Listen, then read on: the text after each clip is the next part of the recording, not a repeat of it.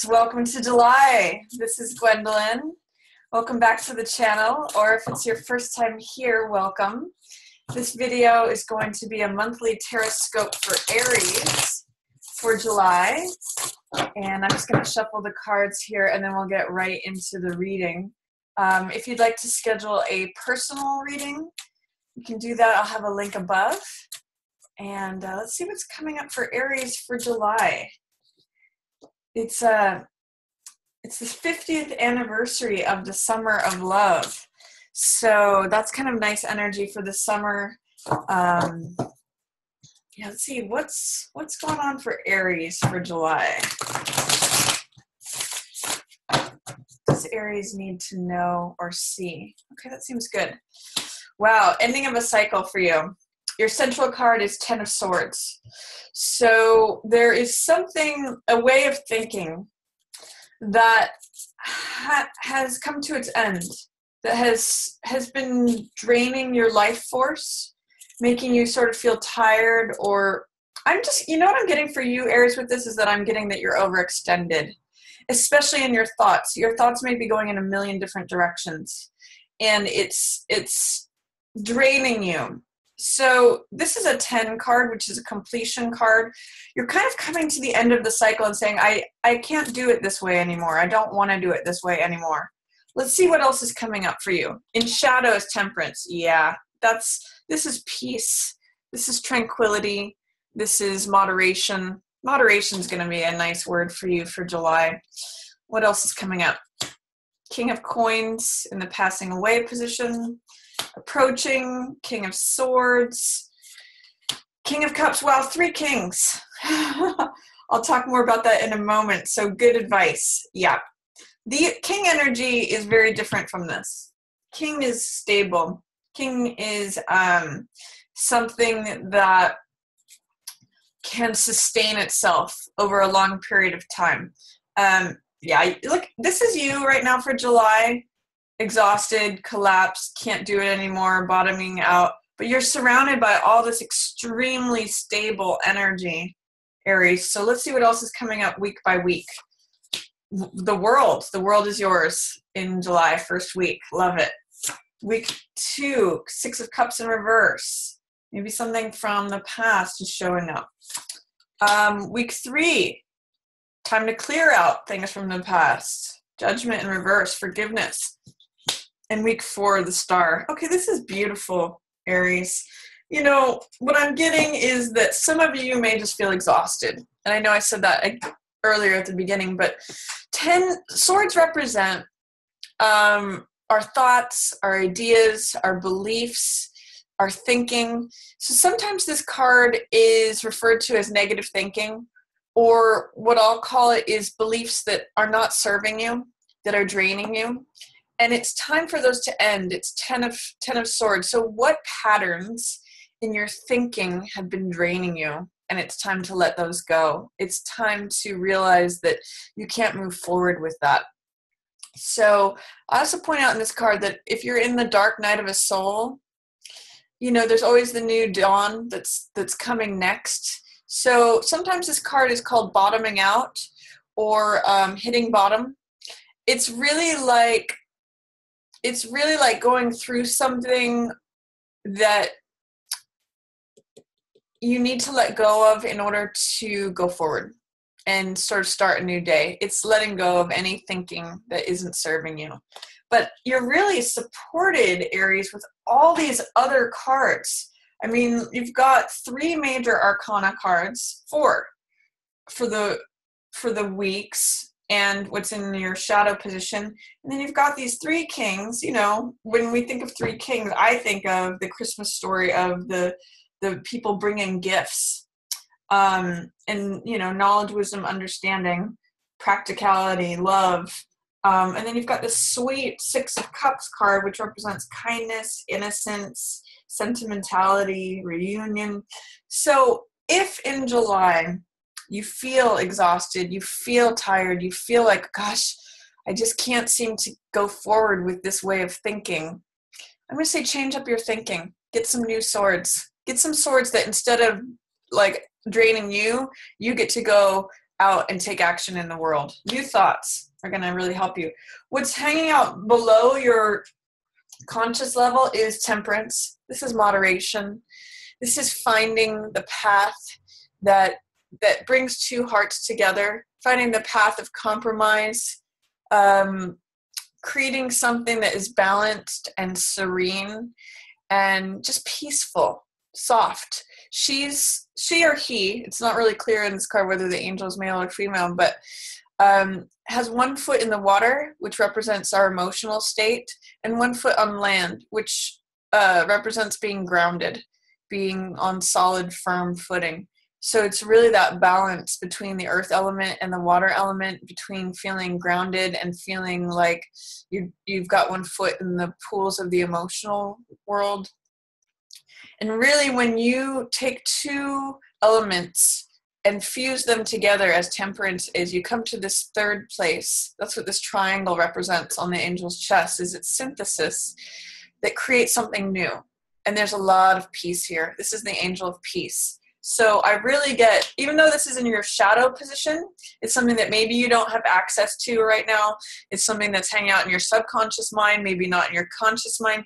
If you're feeling drained, if you're feeling exhausted, if you're feeling at the point of collapse, that you've gone in too many directions, you're thinking too many things, you really have this peace sort of hanging out and waiting for you in the shadows. It's almost like you have to turn off that light to just realize what peace is available to you. So that is the basis of July for you, Aries. I'm going to say, if you're feeling tired, exhausted, collapsed, the end of a cycle, needing to let go of a certain way of thinking, there's really a lot of peace and support gifts available to you in July.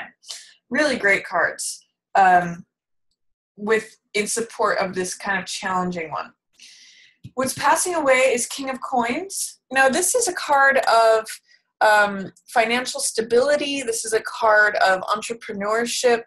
This is a card of expertise, being a CEO, being the head of a company, making decisions regarding finances. If you're in business for yourself, you may start to feel like, I don't feel like doing this anymore. Or you may be saying goodbye to like a financial advisor. Not sure who. This also could potentially be an earth sign, so Taurus, Virgo, Capricorn.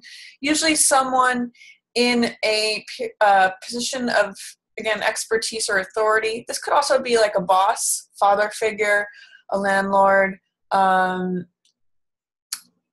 member. Some of you may be saying goodbye to an earth sign person, or letting go, moving away from. I'm not sure how that shows up for you, but they're in the passing away position.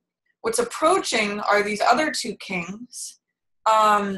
We have the King of Knowledge and Wisdom and Understanding, King of Swords. I call this a King Solomon card because he makes decisions based on logic, based on analysis, reason. He holds up the sword of the truth, and all of these oak branches represent wisdom, experience. So even though this is coming in, both of these kings are in reverse, which shows maybe a little bit of resistance or fear or doubt to following what they have to say.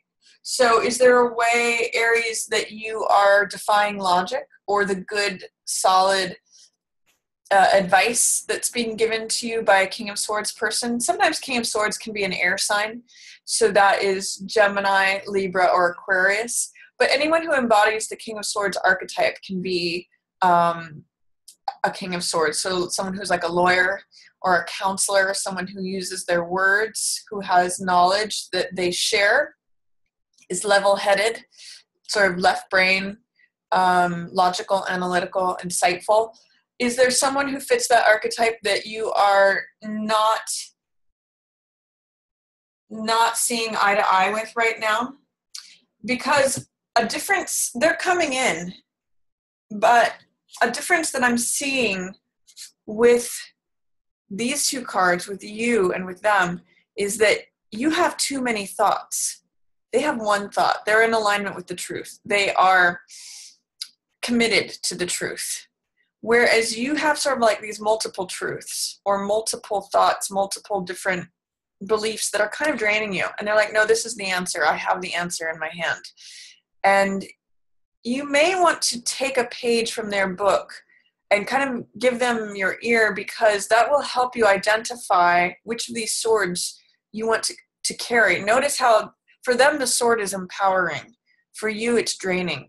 So what is it that is the idea, the belief, the alignment with the truth that they have that you could maybe model their behavior or learn from them? So I'm going to encourage you, Aries, to listen to the kings that are surrounding you. You've got three experts, three mentors that are offering you their help. They're surrounding you. The three kings, they're bringing you gifts of practicality, reliability, trustworthiness, good decision-making regarding finances, assets, possessions, long-term success. And then you've got King of Swords, which you're actually maybe trying not to see the truth, trying not to hear the blunt advice. So I'm going to say open up to King of Swords.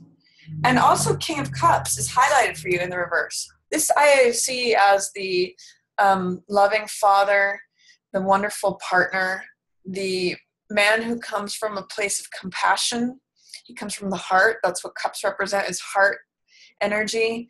So this is the person, can sometimes be a water sign. So Cancer, Pisces, or Scorpio. But I'm going to say with him, he's giving you expertise regarding the heart. So what I'm really seeing is use your heart and hear the truth. You know, don't get wrapped up in all these different ideas like, what if? I think all these different things, and I'm sitting here in a pool losing my energy.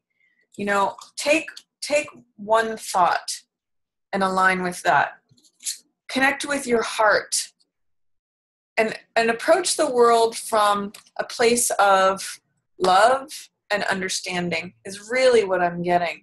Because love and understanding, love and connection with one truth, not all these excess thoughts, not all these like things pulling you in a million different directions. Choose one, Aries. That's really going to help you. Understanding coming from the heart. These you may be trying to resist. So what is the one truth that you can align with? Receiving the advice, the logical clarity from King of Swords, and also receiving advice from King of Cups, because in the reverse, this can say emotional instability, which kind of echoes Ten of Swords. I always like to look at what is in shadow versus what is in highlight. You know, opportunity to feel emotionally stable versus emotionally unstable. So which do you choose? It's really going to be about whether you listen to reason or not.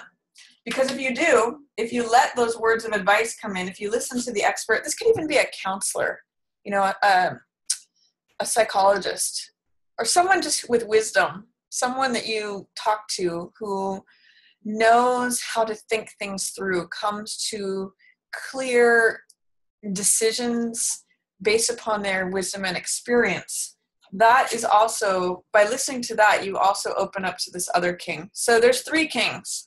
Receive their gifts, Aries. It's really going to help you with feeling drained, feeling depleted, feeling like, oh, I'm just exhausted. I can't go in 10 directions at once. I can't switch between 10 different channels. It's almost like that. It's almost like Gemini energy, where you're constantly changing channels and it's just depleting you. So choose one. That's really going to help you. If you're going to find peace with that, Aries. With week 1, you have the world available to you. This is, again, support. Receive the support. You've got support from all directions. This is a time for feeling free. It's a time of victory. You see this victory laurel. It's a time of feeling, you know, completion of some sort. Because one of the things that these two cards share is completion. This is the end of a cycle as being a 10. It's the most amount of swords on a card, so the most amount of thinking. The time for thinking is over. This is a card of completion. This is the final card in Major Arcana. So it's saying a cycle is wrapping up, getting ready for something new, getting ready to pass through this portal of like, that's who I used to be. This is who I am now. It's almost like I was depleted, I was exhausted, and this is me feeling re-energized, free.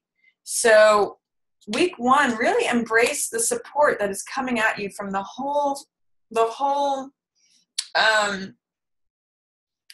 zodiac, the whole celestial sphere. It's feeling like free, released. If you come into July feeling this, you can just flip it over in week 1 and say, no, I'm ready for something new. I'm completing this cycle.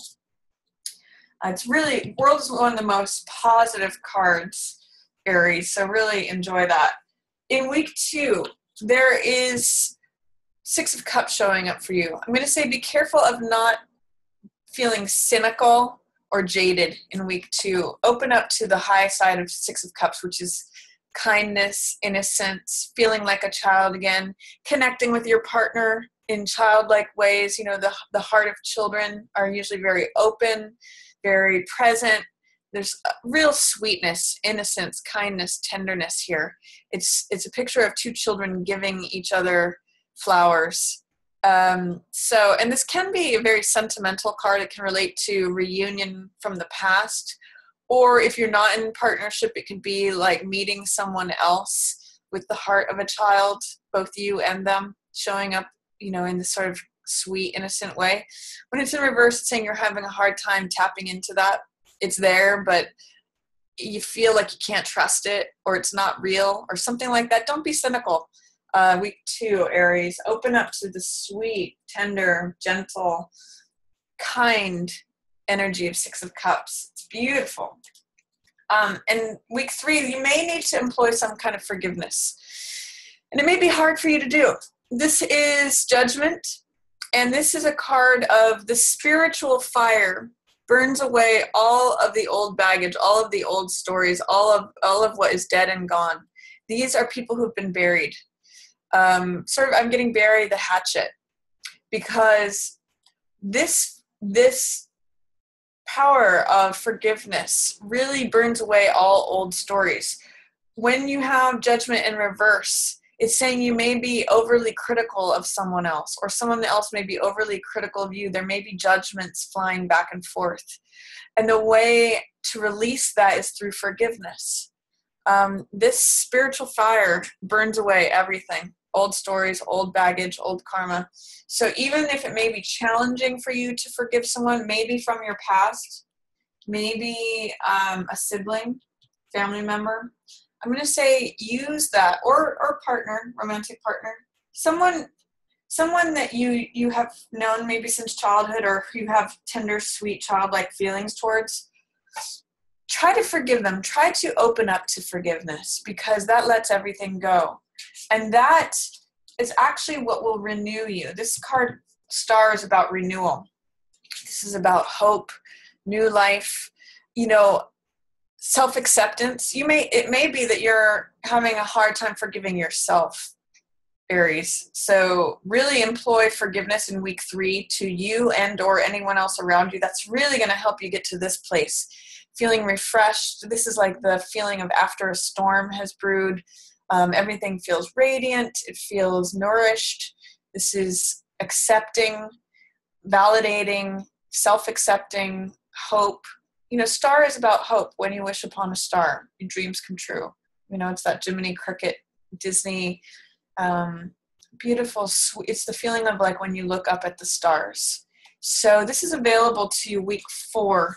You're just going to have to unlock this forgiveness, potentially towards someone from the past, or someone that you're in partnership with.